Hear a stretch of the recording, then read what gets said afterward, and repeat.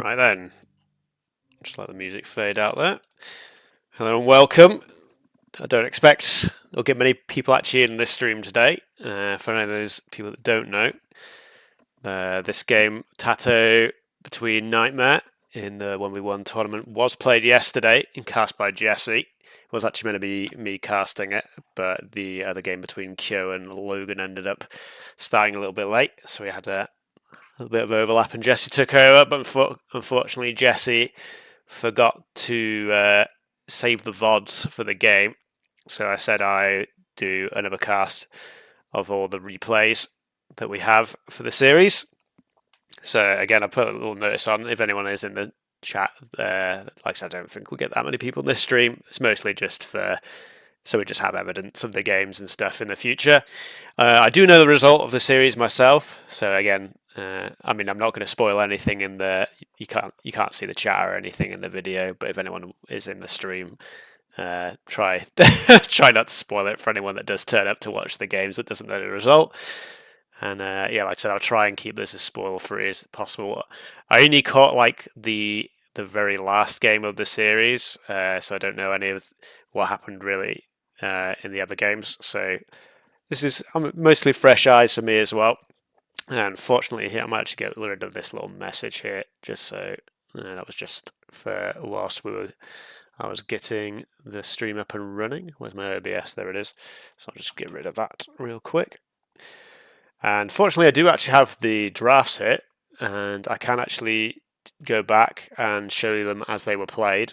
So I didn't actually see the drafts either. And yeah, just to remind everyone, obviously it's best of 7 in the round of 16. TaToH obviously the favourite to win this series here, and we'll see if Nightmare can rock the boat in any ways.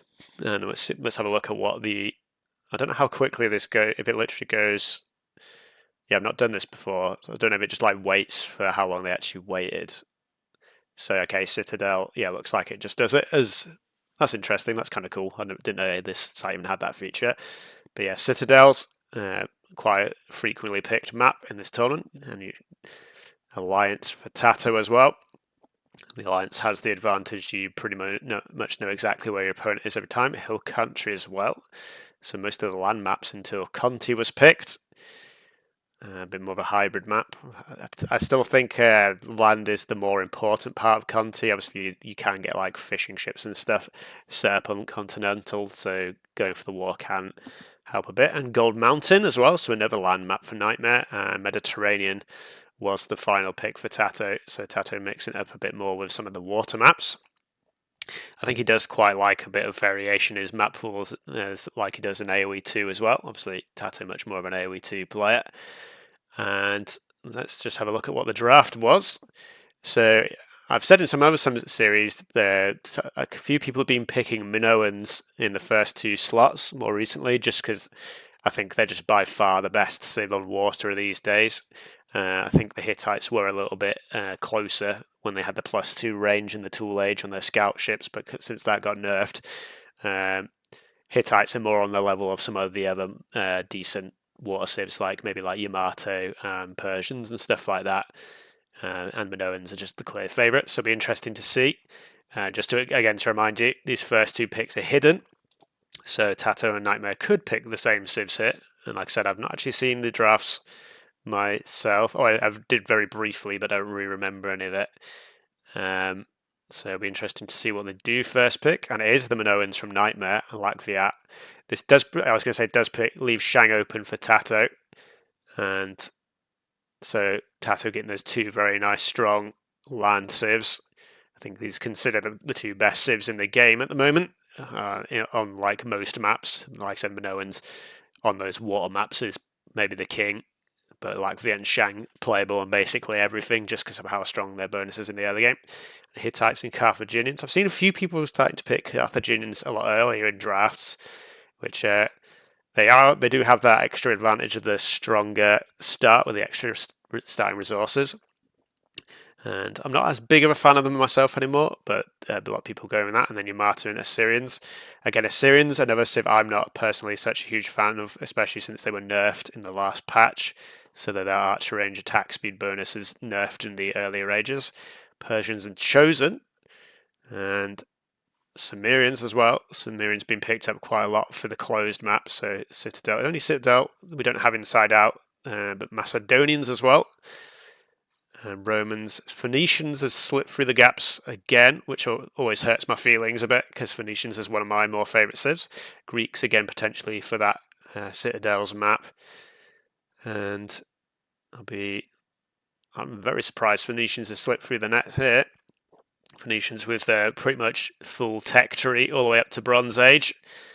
And that very nice wood bonus gives them a lot of options. But it's Palmyrans is the final choice for TaToH, I should say. And one of the lesser seen civs, but it can be used on the more closed maps. But again, we've only really got like the one really closed map.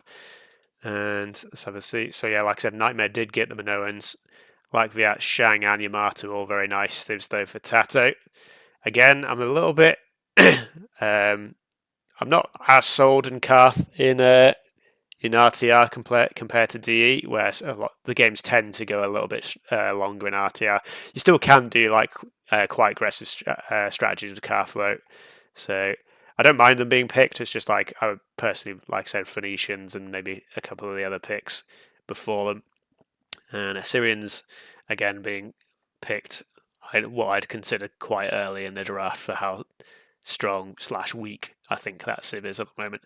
But anyway, so I'm gonna just quickly change the view back to this view because I don't want to do any spoilers because I've got all the replays to start up and ready.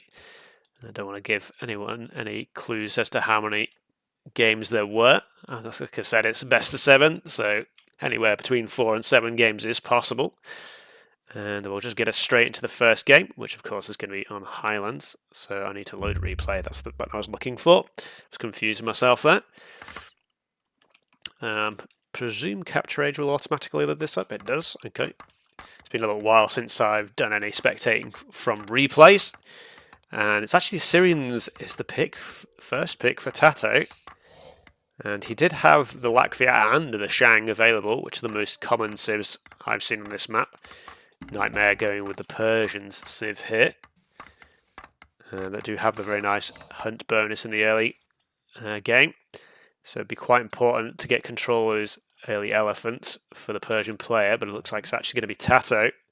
First delay claim, he actually spots, doesn't quite spot the artifact, there we go, grabs it now to give himself a nice little bit of early vision as well. But it looks like he is going to be the first ascent. That is one of the good things about Assyrians is they can, with a faster villager speed, grab these central elephants a lot easier. So that's going to be a nice little advantage. In fact, if he brings his villager back round this way, he might find this elephant as well. If he is, lucky. And when he saw this one as well, actually. So it's a good chance that TaToH brings 4 elephants. No twitch with the villager there. Scared me for a second. Was he going to miss this? Is this the... Oh, there we go. He does see it. And yeah, so it's going to be a 4 elephant start for TaToH. And Nightmare's still not going for the centre. He does have the artifact doing a little bit of exploration. But instead, he looks like he's just going to be satisfied. Oh, that was unfortunate. The Gazelle. I'm saying unfortunately just because he had a moment that he could have killed it right next to the TC, which would have been nice for him. But yeah, we go 4 elephant chain for TaToH. And like I said, Persians should be slightly stronger economically in the early game because of that hunt bonus, but you do need to actually get that hunt in for that to be of any relevance. And 4 elephants here is going to be very nice for TaToH. I think that was one of his elephants, yeah, and there's other ones there. It'll be interesting to see if he does try and go and find that extra elephant, or if he's just satisfied with the 4 he already has. These gazelle are all quite nicely lined up there. I think being quite well out in formation. But yeah, looks like Nightmare's only just tried to do a bit more exploration now. It was just, yeah, got the artifact still going. You are guaranteed to have 2 elephants in the middle of the map. So it's maybe a little bit surprising to me that Nightmare didn't go for that. So this is his elephants. Is that his? Because normally it's 2 in the centre, 2 knit around the centre. Yeah, I didn't think it was worth tagging everyone unrestricted, just because it was a replay game. You can tag everyone if you want to. Oh yeah, it's 2 elephants in the back here. I just thought because it's replays, I'm mostly doing this just for the sake of having a VOD. I wasn't sure if that many people would be interested in watching a replay. But if you want to tag everyone, you can go for it. It's up to you. Like I said, I was going to just record this VOD offline, and there was just a couple of people in the chat said they might be interested in watching it. So I thought I might as well stream it. It means I don't have to upload it later. But just to get back to the game, 20 vils nearly in for TaToH. It's a little bit of food off, and there's idle time starting to. In fact, Nightmare's already stopped on 19. Idle time creeping up there. And TaToH is actually going to be very slightly the first to click, and that's a villager ahead.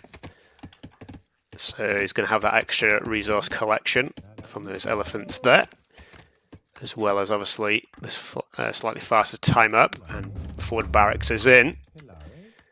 And oh yeah, it looks like the artifact did spot where Nightmare was at.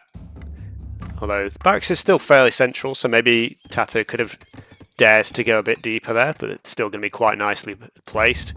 And it should mean he should be able to get maybe a clubber or two. I think he definitely has time to at least 2 clubbers before the tool age comes in. Forward barracks as well from Nightmare. But again, even though he's gone 19 villages, he is actually going to be, I think it's only going to be 5 seconds slower, I guess. It's not very much slower. But TaToH's the first to get clubbers on the field. Be interesting to see if he goes in. This is like an age-old argument I've tried to think about if it's actually worth going in with the clubber before any upgrades come in, just because the clubber is vulnerable to the villagers before these upgrades come in. Forward archery range now as well though. And double barracks, triple barracks from Nightmare. But unfortunately, like I said, he's going to be a little bit slower to the punch here. And the armor upgrade is in. Oh no, it's not quite in now. So the villagers do, like I said, yeah, there we go. Villagers have a chance to fight back. But now the armor upgrade is in. The following clubbers is going to be fairly difficult to deal with. And clubbers are coming in. Axer as well. He's got 3 barracks down, but he's housed at the moment. It's Nightmare. And he's having to deal with his axes here now. Tool working coming in as well now. Nightmare probably could have finished off that one Axer before it became an Axer fairly easily. Like I said, it had the armor upgrade in, but it was only on 5 HP. This is already looking pretty rough. Quick walls in from TaToH. Defends from Nightmare's Axes here. Does run out of elephants now, but he does have the Gazelle to go fall back to. Nightmare trying to wall in the back here. He does have those 2 elephants as well. Spotting those would be quite nice for him. Gives him the source of food. And he's just fully abandoned the base at the moment. But archers... seems like TaToH smells this. And the archers are going to get in round the back. Let's have a look here. Yeah, just only 2 axes. Oh, it's actually no 4 axes. There's only 2 forward though. I don't know if the other 2 came back. Not 100% sure where they're gone. But yeah, bows are going to spot the archery range, prevent that, get them going up. Nightmare tries to go for a run for it again. Oh, there's the other 2 axes there, chasing Vils. But yeah, 3 barracks, and not really much military to show of it. I guess he just doesn't have the food anymore. So yeah, that attack came in a bit too early for Nightmare to really be able to deal with that. And these axes are going to get cleared up. I don't think, yeah, TaToH's not lost a single villager, whereas Nightmare's lost 5 and is down to 16. TaToH is just focusing the military. Oh, okay, he's adding in villagers in behind now. But Vils are on the run. I mean, they've gone back to the main base. And Nightmare is still playing on. But he just has a reasonable amount of slingers now. Doesn't have the stone mining upgrade in though. And this is going to be very difficult for another barracks. That's actually his 4th barracks. Excuse me, a lot of wood spent on military buildings. In fact, TaToH is going to claim those 2 elephants. Nearly lost a villager there from that, but so that's going to be pretty nice for him. sitting on quite a lot of wood himself, maybe just thinking about possibly transitioning into farms at some point, although you've got to think that this game's pretty close to being over already. Nightmare maybe just playing on game 1, just get those hands warmed up. Nothing wrong with playing it out for the time being. He does have the 1 barracks at home now. But yeah, 3 forward, not really much going on. I think in fact Scout's coming out now. Maybe just to get the vision, maybe just a single Scout. Although for some reason he's grouped them together with the axes, slowing him the Scout down a bit there. And here we go. He does manage to wall out the army, and he does have a couple of slingers in defence. But you've got to think, I think is how many villages we've got here? 14, 15, and then not all villages. Oh no, it's 15 villages. So yeah, is it Nightmare's entire eco here. He deletes the house to let the slingers try and kill the bow. This unfortunately does leave him. I think that's that same axe from the start, still on 5 HP. And what's the eco count now? Yeah, double the eco now. Artifact just coming around. Where's that Scout? Scout's just chilling with the rest of the guys. We'll just bunch them all together. Why not? But yeah, all of Nightmare's eco in this little pocket here. And it's only going to be a matter of time until TaToH breaks in here. You've got to imagine. I mean, Nightmare's still playing on. He's giving it his best. Oh, that axe is going to block this though. And that's GG. And yeah, fairly convincing. 1-0 to Nightmare there. Just a little bit slower going to the tool. And if you go for this forward barracks, you have to be the first player, otherwise it doesn't work. Like you can see, TaToH got his clubbers in first and was just be able to push press the issue. Did I say convincing 1-0 to Nightmare? That's definitely not what I meant. Convincing 1-0 for TaToH is what I meant to say. So sorry if that was what I did say there. And yeah, I guess we'll just go straight on to game 2. Because we don't have to wait for the players here. Again, I'm just going to go back to this screen so I don't accidentally spoil anything. And I need to return to replays. And I think the next replay is this one. Let me just redo capture age because it's just doing the bug. No spoilerino.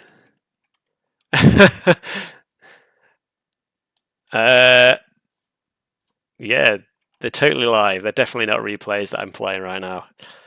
Do people want to go? Shall I go back to the draft? Yeah, I'll just go back to the draft just to keep that updated. I'll do what I normally do in my normal streams. So the next map is actually going to be Mediterranean.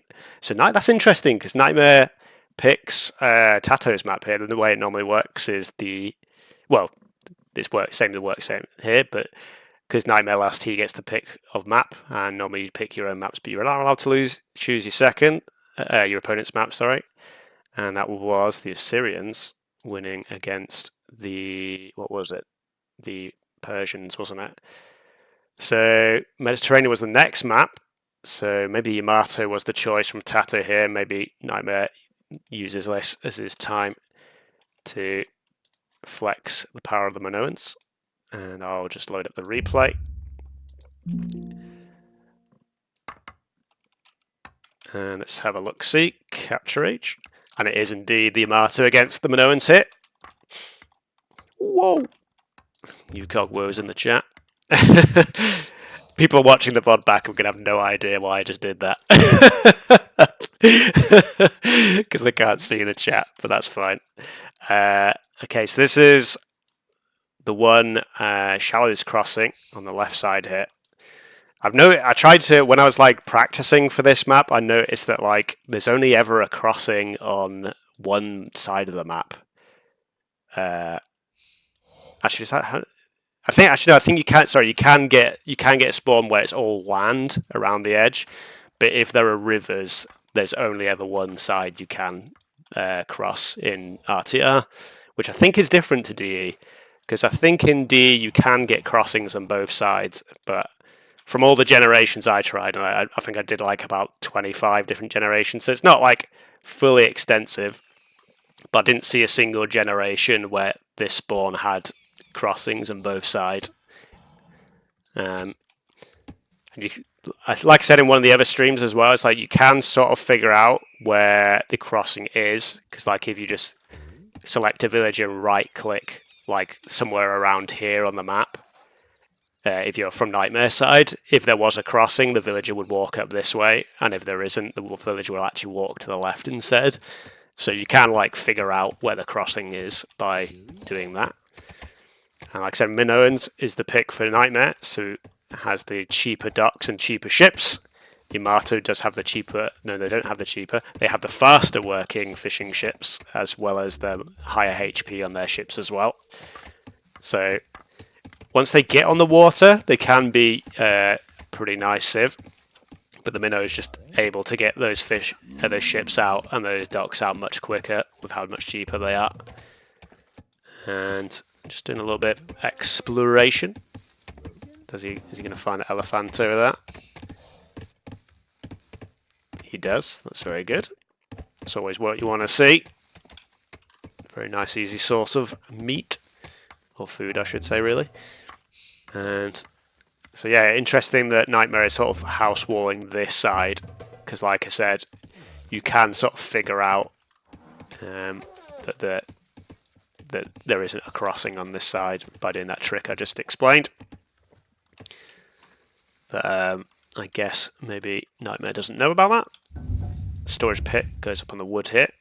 Occasionally you do see storage pits like on the shoreline to get the fish, and in fact just like this, like TaToH has done. The maybe not optimal spots for the fish for the storage pit there, because I think you're going to have to go round here, but obviously it's still not too bad. And another elephant found for TaToH. And like I said, what can happen is if you lose control of the water, sometimes you can, like, the wood line here can be a little bit overexposed because it's right next to the water. But you can always just move back and build a storage pit deeper in later on. And it's actually TaToH who's first to build a dock, which, like I said, normally you'd expect the Minoan player to try usually be able to get that down a little bit quicker. Excuse me. So it's actually, yeah, going to be... Ooh, okay, it's actually 120 vils as well. And it looks like Nightmare's just working towards the click up. Okay. I mean, it has been said in a few times before on this map, there's been many people that played Minnow and they tried to get loads of docks and loads of fishing ship out. And then their tool time is very slow. It's actually interesting that both players decide to go for the tool time first before really kicking in the fishing ships here. So 20 vils, like more standard on land maps, but we've seen it before where people go a bit too greedy, getting that fishing economy set up in the Stone Age, and then get punished in the tool. So it's actually quite interesting to see the both players up reasonably quickly. And more idle time for TaToH actually. So I keep forgetting that clicking that actually has more options because they actually updated capture age for RTR. So yeah, it's actually going to be Nightmare first up. Maybe you should have shifted a few more villagers to wood, as he's not going to have much wood to start pumping scout ships straight away. Like it's definitely like he's not going to be going to bronze anytime soon. It's quite a bit way off, so maybe food not as important of a resource at this point as wood is. And that, yeah, as you can see, 16 villagers on wood for TaToH now. Although, saying that he's not got much wood in bank, but actually I completely missed that there's a barracks on the land here. Nightmare is going to get spot this, but is it already too late? Both techs already coming in. In fact, it looks like TaToH's built a second storage pit. In fact, he has. And okay, scout ship actually coming in pretty clutch here. But yeah, I've missed this forward barracks. It's defensive barracks coming out now, and it's only a villager. TaToH, I mean, Nightmare should try to stop this. This clubber has got all of the upgrades, and only one axe is still absolutely terrifying for villagers to deal with. So this villager is going to be the sacrificial villager. And this is where having that shortage of wood's going to doubly hurt Nightmare, because he's only just got enough wood for maybe an archery range. Now tries to go for the quick walls. Doesn't quite come in quick enough. And like I said, that one axe are just going to cause absolute mayhem. Takes about 5 villagers to kill a single axer. And I think I tried testing it. 5 villagers to kill an axer, and you lose 4 of those villagers doing it. That's not with any micro or anything, but I'm just to show, so represent the power the axer has with all the upgrades in. And unfortunately, this looks like a little bit of a repetition of game 1, where that early barracks going in. Like, I didn't even see the villager going around. I was distracted talking about ships and fishing. And yeah, just doesn't have the wood. What did he spend his wood on? I was going to say maybe an archery range would help him here. I guess technically TaToH could just switch into slingers if Nightmare did do that. And it's 6 scout ships on the water now for the Yamato player. 144 HP only scout ships as well. And GG's called, and that land push is proven fatal. Yeah, just that's it. That's kind of feels a little bit unfortunate because, like I said, Nightmare was not greedy in this game. I've seen people play the Minoans go with like 24 villagers, 10 fishing boats, and he was actually up very slightly faster. But yeah, just not expecting the push on the land, as not many people do. A lot of people think, yeah, get the fishing economy up, get control of the water.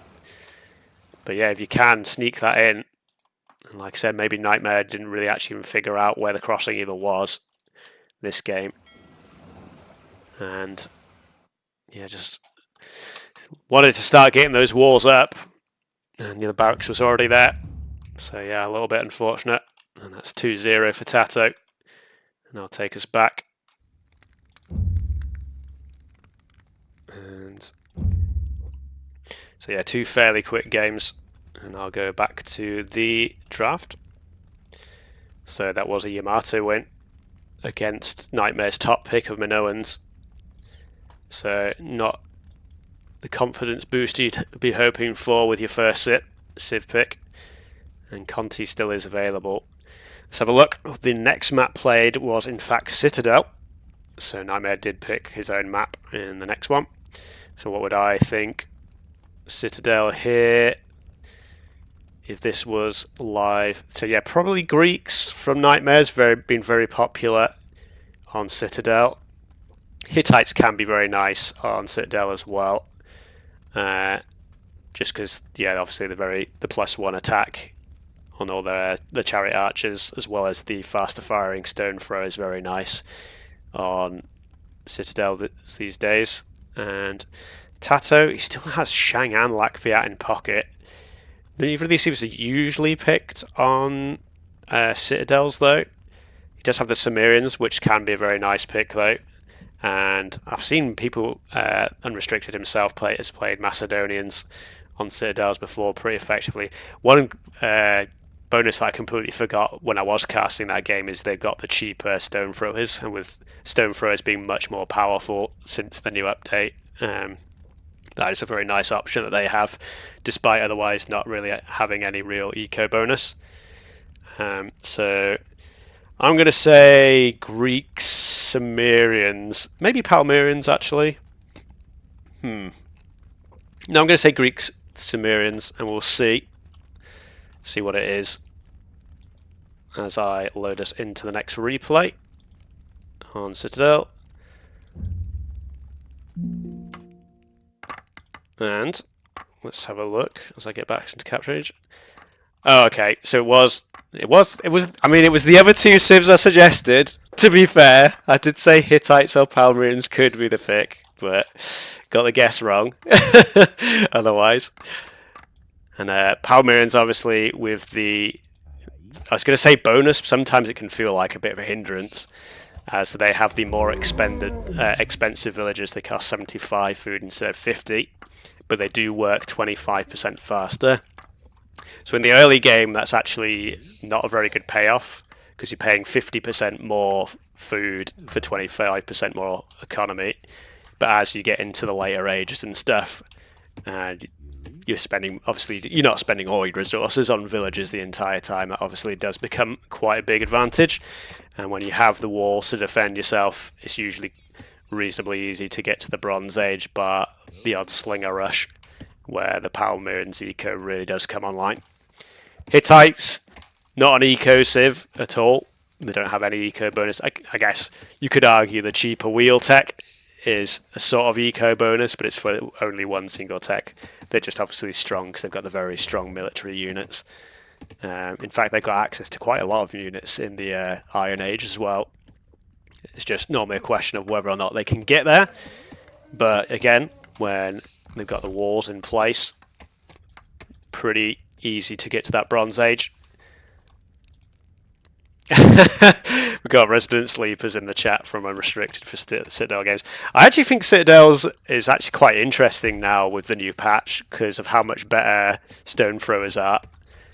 It makes like those Bronze Age fights a lot more interesting. It's like trying to get the strategic positions. Oh, that's true. The first 5 or 6 minutes of Citadels, there's not usually much going. I mean, I guess technically I could fast forward here, but it's interesting. There's runes spawned at the back here. That'd be like, imagine if like you could winning by ruins was on. You just got this one tucked in the back here. That's pretty random spawn. And yeah, it's got like quite a big area here as well, but this actually is exposed. So I don't know if it will get that far, but I think it would actually be worth TaToH walling this section up just to get this extra bit of area if he does want to boom up in the Bronze Age. Like I said, you can sometimes go for slinger shenanigans, but of course the Hittites do not get slingers. So TaToH is basically just completely safe. I think without slinger it's pretty difficult to get much done in the Tool Age. Like axes, I guess, do an amount of damage to walls, but you can just easily build a tower or bows behind that. Alright, fly. You need a 10 villager start for this. Yeah, I've seen... What's the mode called? Is it Warlords? Or is that just the name of the tournament? It might have been just the name of the tournament for the Warlords AOE2 tournament, where they have the setting where you start... I think it's 9 vills they start off instead of 10. What's the Geodude rating for this map? What's the Geodude rating? How much it looks like a Geodude. Oh! I like that. I mean, I don't know, it's pretty high. You got a pretty nice roundette section in the middle. We got like the arms, one up, one down. Oh man. Are we marking it out of 10? I feel like it's got to be at least an 8. It's pretty solid, isn't it? You got this little bit sticking out at the end here, which I think is the main fault of it. Maybe it's a 9 actually. Maybe it's a 9 out of 10. Yeah. Actually, I don't know. It's been so long since I've seen Arena on AOE2, because I know like a lot of people play like fast imp strats and stuff on AOE2 with some of the civs, like the Turks and stuff. Actually, we're gonna have to look out. That's gonna have to be something to keep tabs on for Citadel games in the future. Is the Geodude rating? It's a new one. I've not heard of that one before. Quite like that. Oh, okay. So yeah, TaToH going out for the berries. Yeah. So this is. I can't remember who it was. Maybe it was TaToH before, but I've seen someone do this before. You're guaranteed to have 2 berry patches in your base. And there's always one outside the front. Sometimes you can get very lucky and like it could have like spawned like here. It doesn't happen very often. The tree lines have to be a bit more wonky. But like because obviously going for this is a little bit more dangerous because TaToH basically knows that Nightmare's guaranteed to pretty much do nothing in the early game. This is basically free. And if it does come under pressure, he can just move back in and grab these berries later. And where is... Oh yeah, there's berries here for Nightmare. So Tool Age comes in a little bit earlier for Nightmare, actually. That's quite a lot of idle time for TaToH, but obviously he's been making villagers the whole time, and these 22 Palmyrian villagers, like I said, are working 25% faster than the regular villager.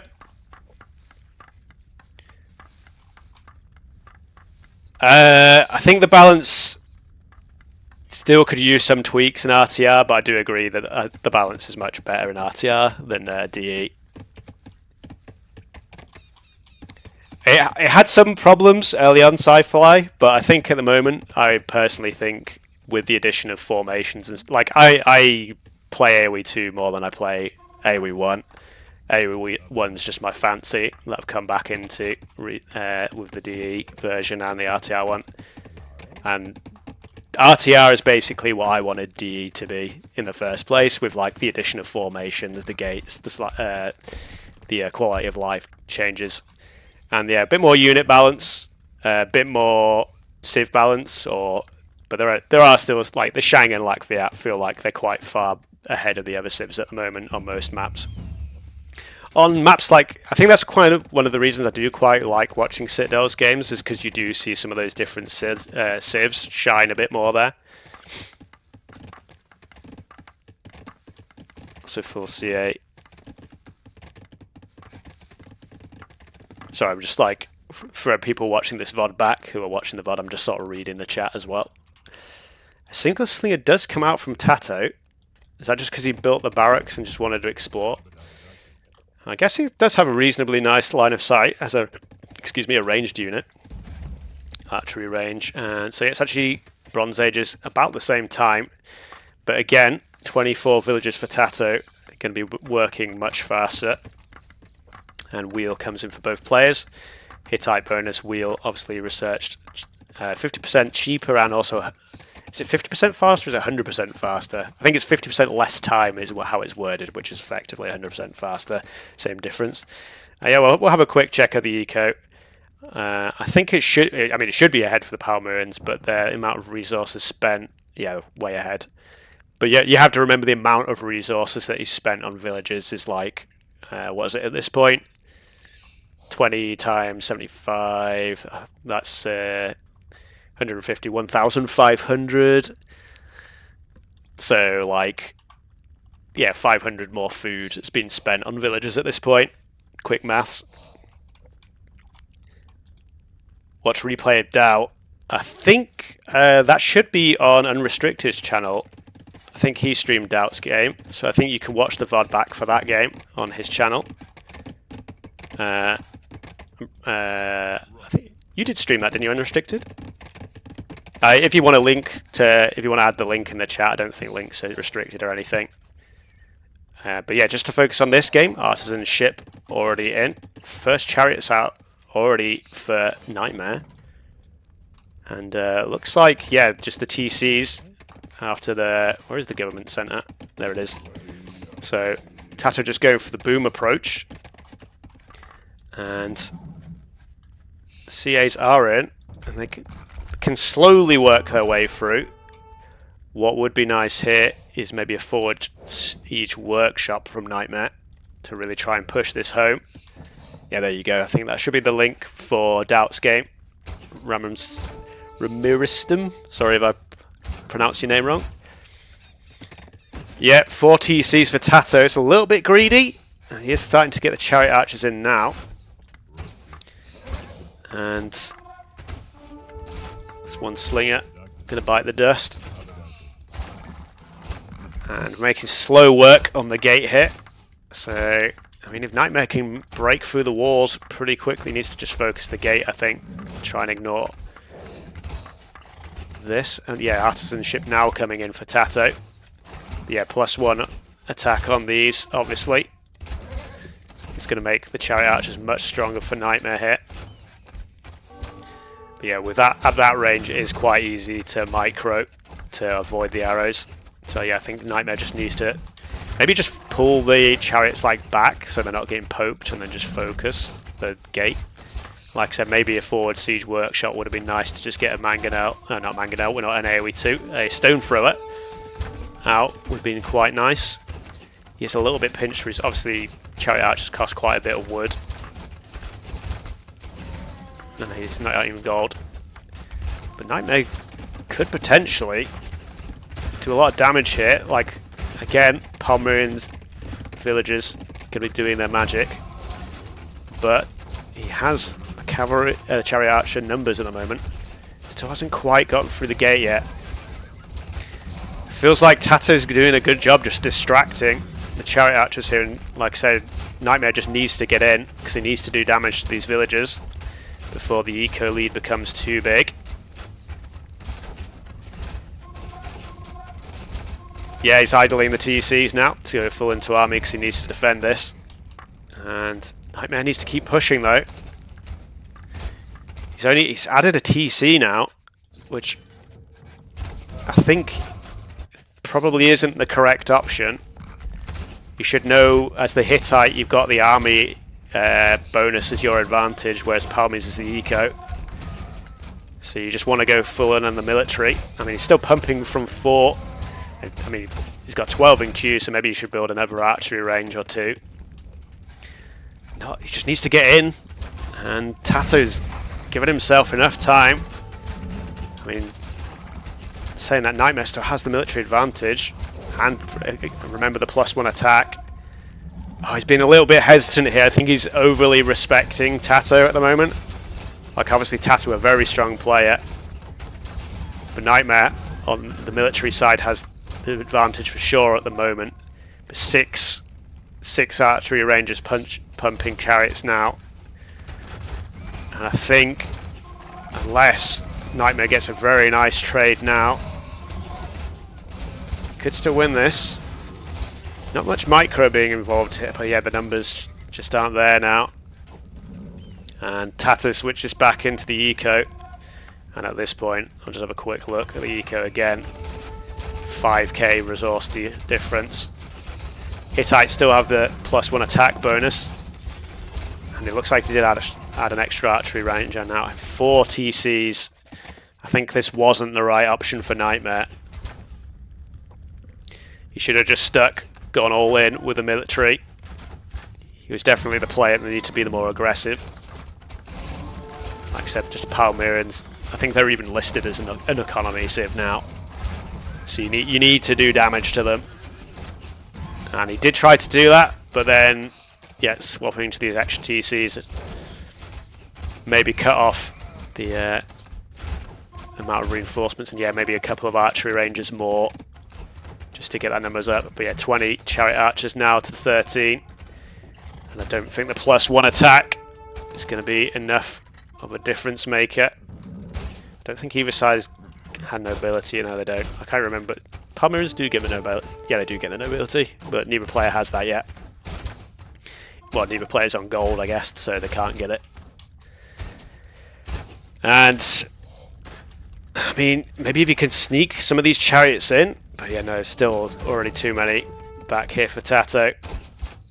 And these forward archer rangers are just going to go down. Decent number here. So maybe if Nightmare can be a little bit tricky with this, he can maybe get a few picks here and there. Looks like he's, I don't know if he got caught right clicking there, I'm not exactly sure what was happening. Takes quite a lot of damage for only 1 kill back. 32 chariots, 74 vills to 22 and 51. And yeah, he was never going to be able to catch up on eco. So again, I think that was a mistake. Yeah, 23 in queue here. And I think, unfortunately for Nightmare, TaToH's eco is just going to be a bit too much to overcome at this point. And again, probably all TaToH needs to do is maybe I was going to say maybe a forward siege workshop. I don't even know if he really needs it at this point. He's got so many chariot archers on the field. I mean, Nightmare could have started out trying to add stone throws himself to try and attack the chariots with. Try and test TaToH's micro a bit. He's losing so many chariots now though. Just come in the back. I think he just doesn't have the numbers here. You can see, I'm not saying that, it's pretty equal. So maybe I'm too soon to count the chickens. Or wherever that expression is. Reinforcements come in at the back. And yeah, he's pumping from 8 archery ranges now. But so is TaToH. Yeah, it's only 8 advantage now, but yeah, like eco lead almost double the number of villagers at this point.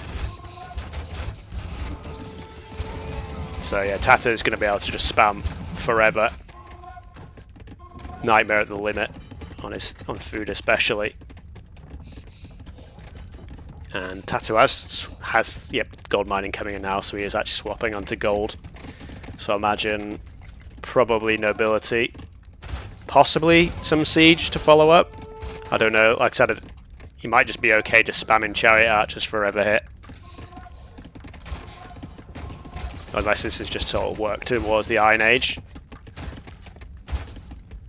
Are there any forward vills or anything coming out? There's a couple of vills here. Oh, he just... That's interesting. Did you delete that gate? Oh no, he lost that gate, obviously he did, yeah. Nightmare killed that one. So TaToH just replacing the gate back where it was before. It's going to be slightly less nice gate, as it's still only the small walls. I mean, Nightmare does have a nice number here. 27 to 30 with the Hittite bonus should be doable. So he can maybe corner, but yeah, without ballistics, it's hard to make that damage stick against those chariots. TaToH does accept the fight, though. Nightmare maybe over microing, possibly. A lot of these shots are going wide.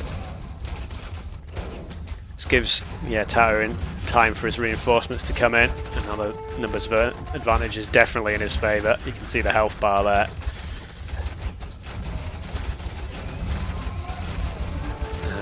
This may be the fight to decide the game. I'm trying a little bit of micro.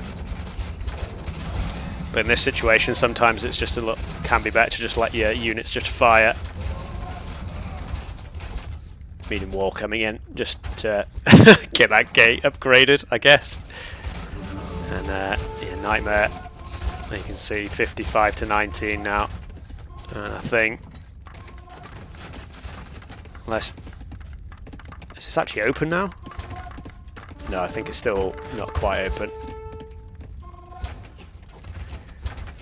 I don't know how long Nightmare keep going for this. He's still going for it with villagers. I guess you could argue that his eco is still being untouched, but like TaToH's eco is just so far ahead. You can see in the score here. 3.5k lead.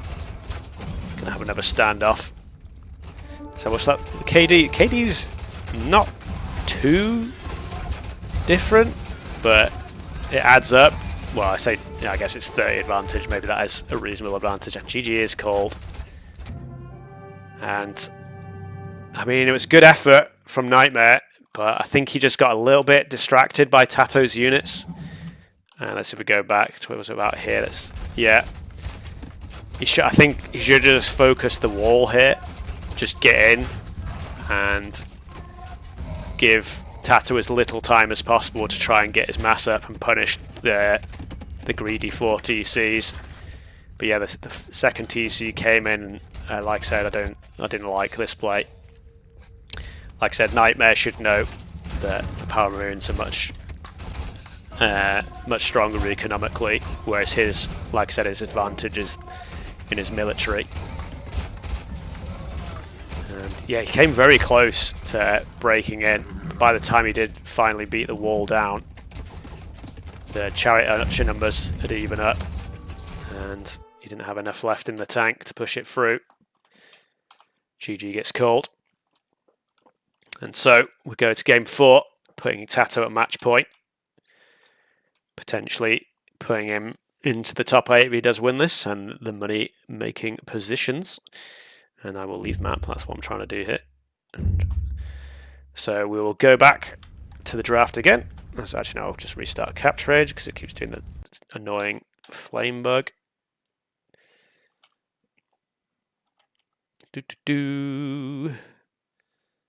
What am I doing? I'm trying to go to the draft. That's what I'm trying to do. So we had the Palmyrans, which was actually TaToH's very last pick. But like I said, they can be very nice on the more closed maps where you can get that eco up and running, which TaToH definitely did that game, and it was the Hittites that Nightmare lost on that. And I am reading here that the last oh fuck me the other map that we go to next, I might have to bleep that out for the edit. I couldn't keep it in, dude. Damn it. That this map is going to be Conti. So again, interesting that Nightmare chose to choose one of TaToH's maps. So Conti, so that's sort of a water sieve. So I mean, TaToH, Shang of like that's still in pocket. You got to imagine it's probably going to be one of those two. The Hill Country, would he save them? Would he just go Mace here, maybe? Nightmare, maybe Karth, just to try and get some early shenanigans going on here. But we will see. God damn it. I can't believe I did that. I was doing so well until that point. Hopefully nobody else noticed. As I'll get us back into the replays. Where am I going? Sorry, my navigation is not the best. Here we go. Conti.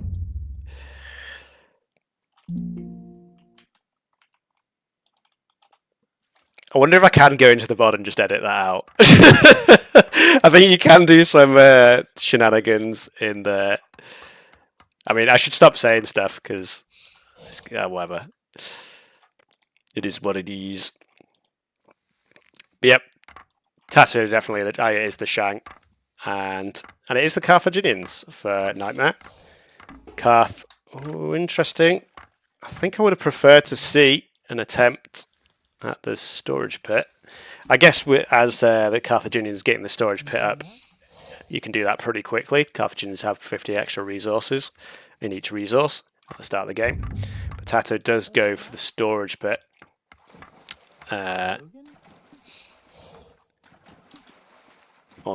Sorry, my brain just blanked for a second there. Goes for the storage pit on the wood and the fish. And looks like it's just doing a little search, maybe just trying to find some elephantos. And yes, let's have a look at the map in general. Elephant right next to the shore there, might be a little bit difficult for Nightmare for him to find. He's gonna be satisfied with pushing the zebra for the time being. And yeah, I mean, Shang, even for Carthaginians, is going to be a pretty uphill battle. Because I think by the time you click up, it's normally 20 vils, you start with 3, so you make 70. So you've already saved 170 food with Shang when you click tool, assuming a 20 pop up, which is like not far off what Karth starts off with at the start of the game. And the 50 gold part of the Karth bonus very often doesn't really have much relevance because there's nothing in the game that costs gold until the Bronze Age. And kind of the whole point of going Karth is just have that early spike. All their other bonuses come much later in the game with the elephant and hoplite bonuses. TaToH does find one of his elephants. Yeah, TaToH Shang GG, says Kato in the chat. I mean, TaToH, he's just an immense player at the game. And Shang is a very strong civ. And he has gone for a dock reasonably early as well, actually. And he's going to get those fishing ships going. A little bit of idle time. Maybe, I guess, had a little bit more on the wood going. You don't really see that as often as Shang. But I guess you can maybe allow it if he gets a couple of fishing ships out pretty quickly. And it looks like Nightmare just isn't going to bother with the water for the time being. And yeah, took the other zebra just by his storage pit there. And forward villager, actually from Nightmare. I don't know if... Did TaToH spot that? I'm not 100% sure. Is this a forward in return, or is this... Didn't know the elephant was there. So yeah, it looks like TaToH's just going for his own forward. Yeah, I don't know if that... I think it did get spotted, but I don't know if TaToH saw the villager spotting it, if that makes sense. And Nightmare's just going to bring the villager back. So he's just... I think Nightmare's just assumed that TaToH did see it. And gave up on the plan. Forward barracks from TaToH. So flip completely around here. And Nightmare is clicking to tool much earlier than TaToH. Like I said, he... What, a minute and 16 idle time. I've done that clicky thing again, which I shouldn't do. Again, that's kind of sometimes the price you pay for going for the dock a little bit earlier. But no clubbers coming out. And like I said, Nightmare is going to be much quicker. And he still goes for the barracks, though. So, was he just waiting for the wood? I don't know. And this barracks is a reasonable distance away from the base as well now. Clubbers are going to be in. I think there is a gap here. Like I said, Nightmare does reach tool first, and he's going for the armor and the wall upgrade. But Clubber going to be in and annoying, and I suspect we'll see some upgrades pop up. Actually, no, saying that TaToH's not getting food. Let's get the wall upgrade first, surprisingly. So again, these clubbers kind of naked at the moment. They do get a kill. And archery range, and the wall's trying to go up in defense. It's going to be a long wall to try and keep this defended, though. AXA upgrade. Interesting that he went AXA before either of the storage pit techs. Obviously, the AXA upgrade is technically better than the tool working upgrade, although it does use up your barracks time, is the main downside to it. Yeah, 3 axes in. Looks like there's a hole in that wall there. Hopefully he sorts that out. I don't think that wall's in the right place. Maybe it is. It's a little bit janky.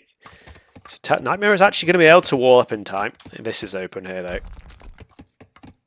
though. Only lost one. In fact, I've not been paying attention here. Nightmare's axes did manage to get a single kill, although these two didn't. Let's have a look. So we are a little bit back and forth. The main difference here, though, is TaToH's on the water. And only just going for the water now is Nightmare. Like I said, obviously the Shang bonus. Not many villas coming out yet, but it could allow him to start making villagers a lot more easily. And what we got here is a little bit of a messy game now. 6 axes, 1 bow, as the archery range is built.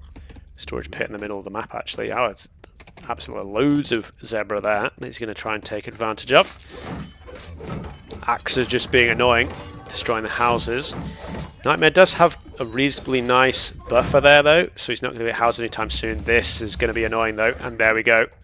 Hole in the wall, 1 axe in. And I've already said in the game before, 1 axe can be a huge problem by itself. Well, completely didn't see the bows in defense, though, so Nightmare's actually going to be completely fine. And here's... I did actually get most of that wall up, actually. So, and yeah, the scout ship's not going to be able to range. These axes still just been annoying, taking out houses one by one. Maybe deletes the wall. Yeah, deletes the wall and lets the bows out. He's going to have to kite this quite well, though. Has to not lose any bows. See if he can play this out quite nicely. 4 bowmen in. Bows in for TaToH now, though. And Nightmare's going to need to play this extremely well if he wants to pull this off. Scout ships coming in. There's already 2 scout ships sat on the dock. He's garrisoning. Oh, he's already got 2 in the dock, actually. So maybe the 3rd one. He can maybe do something back here. And whereas... Yep, so it looks like TaToH's done a similar thing. keeping his eco safe in this little pocket here. Like I said, he does have that quite nice eco. A little bit more exposed, but I guess TaToH feels like he has control of the map for the most part. It's actually Slinger's being swapped into it. Interesting, the leather armor archer, armor for archers coming in. I would have thought that wasn't really that necessary. If you're kiting your units properly, you only really need this if like scouts or something are in, but maybe just has resources in hand. TaToH goes in for the engage, and yeah, there's just not enough military left to defend for Nightmare, so the foes do go down. I mean, he's killing this granary, but down goes a villager. And yeah, like 8 fishing ships still working for TaToH. And maybe a tower could do something here, but it doesn't have the stone either. Yeah, he doesn't have enough stone for that. Obviously, he built this quite large wall. Running out of options, this Nightmare now, because he doesn't have really any access to food. Can maybe try and start gathering from the water, as he does have that shit. He does actually have the numbers on the water time, as you say, in that 7 scout ships. I guess, yeah, some of them are just chilling around the map, so maybe not being that effective. Another wall comes in behind, but still a gap here. And a couple of villagers go down trying to build it, so I'm not sure what good that really does. Panic stations for Nightmare here. Yeah, the axe is just never going to get through that wall as long as TaToH pays attention there. A few scout ships trying to maybe get something done. This dock here also got denied, I didn't notice that one. Military from TaToH is in. Nightmare goes for the Great Escape. Storage pit on the wood line. The thing about this is that if these scout ships come in and see this, it's basically GG. So this actually fight here could be reasonably important to stop the scout ships coming around. There's actually a scout ship in the dock there, so maybe Nightmare could have actually quite easily won that fight. Obviously he's got... The game is pretty hectic. Fight in the middle here. Actually a couple of nice kills for Nightmare there, but his axes otherwise are going to get cleared out by the bowman. And these forward scout ships, I don't think they managed... Yeah, still 9 fishing boats. I don't think they really got much damage in. Yeah, just 1 kill between the 3 ships there. And it wasn't an eco one. Potentially you could just delete that for Nightmare and get you a reasonable chunk of wood back. And TaToH just focusing down houses again. I know TaToH has focused back on the eco now. Only 12 villagers. So it's only going to be a matter of time now, I think. And yeah, it was kind of strange when that one villager... Like I said, I don't know if TaToH really spotted it. But I think Nightmare just thought he had been seen and was a little bit hesitant putting down that first barracks. And again, he actually was the first to age up. But that one barracks from TaToH just managing... It was only 2 axes that came out initially as well. Or 2 clubbers before the axe upgrade came in. But again, if you go for this forward play, it leaves you fully exposed at home. And Nightmare did manage to... Well, I was going to say, yeah, only a singular eco kill for Nightmare. So, yeah, not the damage he was hoping for. Storage pit has to be rebuilt, as I said. If these scout ships get there. Dude's just chilling here. Only 10 vills left. And I guess Nightmare just playing it out just because he knows that if he loses this game, he's out of the tournament. So just giving it everything he can. A lot of dock there still just sat on its 14% built there. And the army comes in now. And I think that's going to be the end for Nightmare. As TaToH's army sweeps in. And he's in fact like 3/4 of the way to Bronze Age. I hadn't even seen that.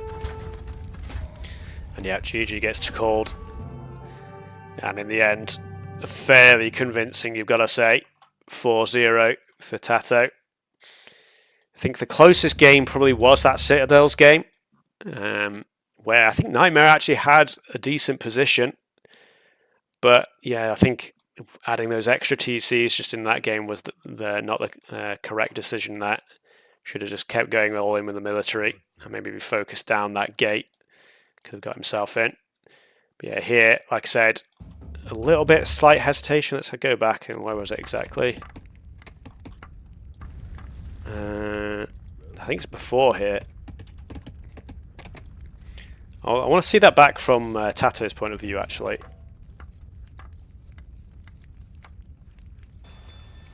He does see the villager there.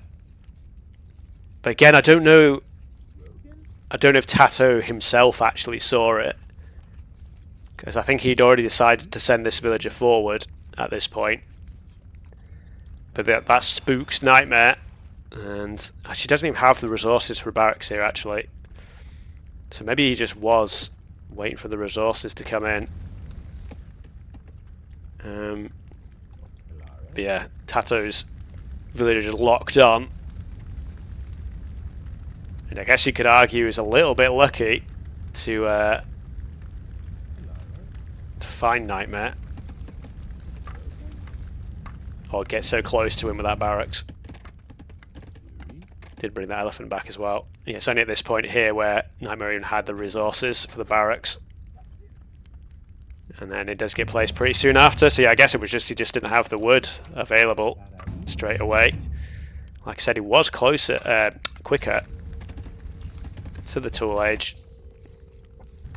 But those clubbers just came out. And you can see them being built now. Barracks still isn't completed yet. And the rest, as they say, is history.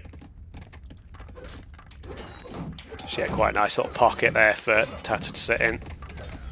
Nightmare tried to do the same thing here, but just didn't have the military control. Nightmare's military sort of was like half on the front, half on the back, but the Axis weren't really getting much done.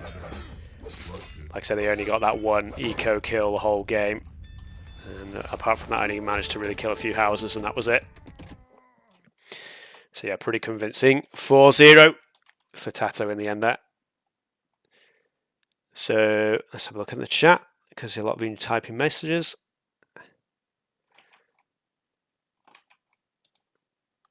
Da, da, da. 14 after this. Maybe I'll play a game or two. Actually, have I got some other stuff I need to see? I'm not sure. Just before I finish up the stream.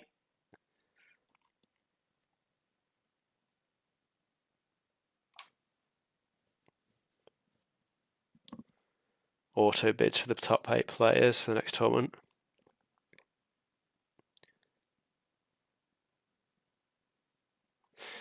Yeah, I mean, the group stages, we set them up as we were just because we wanted some like lower skill players to just have a chance to like play against the good players and then just, yeah, give them a few games. Like obviously some of those matches ended up being pretty one-sided. And part of it also was that we wanted to like actually get a more accurate gauge of like the skill level of all the players in RTR. Because we know like some strong players from the 2v2 tournament and DE players, but like DE is RTR's reasonable amount of different to DE. They're obviously very similar games, but there are differences. And yeah, so we just wanted to give some of those weaker players a bit of a chance to play some games. And yeah, I guess I'll end off the stream here. So thanks for those people that just joined in for the stream. Like I said, this was mostly just so we had some actual a VOD up for players to watch the game back. Go 1v1 versus KT. I think KT's much stronger than I am. He's been definitely practicing 1v1s a lot more than we are. I'm actually going to go offline for a little bit just to sort a couple of things out. And maybe if people are still playing team games after, I'll join in. Is KT streaming now? Because I can just send you over to KT. If so. Are you streaming, KT? Oh, let's mute that.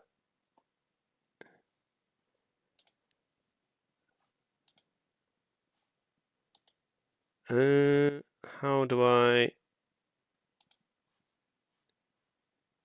Yeah, you are. Okay, cool. I'll just host KT then. Send you over to him. Show us brackets and predictions. Okay, I'll do that very quickly. Okie dokie, okie dokie. Brackets and predictions, brackets and predictions. So, you are going to get more spoilers now, whether you like it or not. And so, as we saw here, TaToH against Nightmare 4-0. So, our quarterfinalists are the Vietnamese All-Stars on the top side of the bracket. But Cool Kyo, Say My Name, ACCM, and then TaToH Vertex, Unrestricted Doubt. I honestly think that these games are going to be pretty close. Like I said, Cool's #1 seed, but Morick made him work for it in that series. So I don't know, maybe it was just Morick was playing very, very well, forcing Cool a bit more difficult. See if Kyo can actually hold a candle to Cool though. And Say My Name, I guess maybe probably, I don't know, ACCM though, pretty close matches. I don't know if I can really call those. Like I said, I think normally I'd give it to Cool over Kyo, but I feel like Kyo's just been playing a little bit more convincing in his last few games. And TaToH against Vertex, I said at the very beginning I thought TaToH might be the one to win the whole tournament. So maybe I've got to give him the advantage over Vertex. But Vertex has been playing pretty solid. And he did manage to prove us a little bit wrong by beating Mini Yeti in their series. What was that? Was that 3-2 in the end? Yeah, it was a 3-2, so it was pretty close. But yeah, that forced Mini Yeti to have to play through and have because I guess you could argue that if Mini Yeti beat Vertex, then it would be Mini Yeti down here, and Mini Yeti. I guess you'd assume that Mini Yeti could beat Genie, and then it would be Mini Yeti versus TaToH here instead of Vertex. And we would have had a Vertex against Say My Name, and then would have seen how that worked out. But obviously, that was not how things went. And Unrestricted Doubt, like I said, I thought the final, Doubt versus Unrestricted. TaToH versus Unrestricted was maybe going to be the real final. Maybe that's a little bit disrespectful for the Vietnamese players, but I just feel like TaToH is so strong. And I don't think the Vietnamese players have been playing as much RTR in the last couple of months, other than just their games in this tournament. But obviously, Cool and is it ACCM? Are they on the team together for the 2v2 tournament that they won? Obviously, it was slightly different settings. Battle Royale. No, Battle Royale 2 is what we want. If it ever loads up.